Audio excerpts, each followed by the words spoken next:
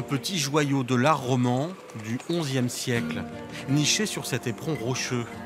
Plus qu'une simple église, une histoire qui a séduit la fondation des vieilles maisons françaises, spécialisée dans la sauvegarde du patrimoine. C'est une histoire particulière dans la mesure où le château féodal dont elle est l'annexe a été construite parce que l'évêque d'Angoulême a été frustré de ses revenus par son frère. Et pour se venger de son frère et se battre même, et le combattre, elle a construit le château et l'annexe qu'est l'église.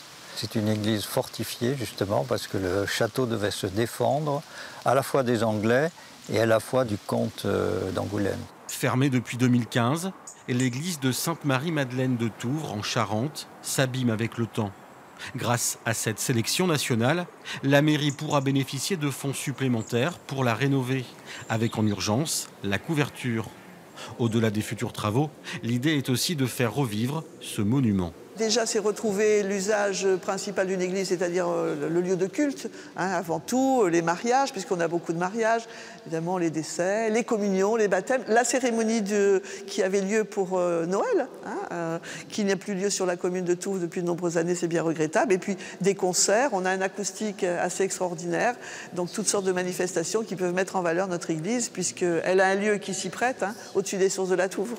L'opération va permettre de récolter des dons jusqu'au 29 octobre. Une cagnotte en ligne avec déjà 2 500 € récoltés en seulement une semaine pour ce bijou inscrit au patrimoine historique.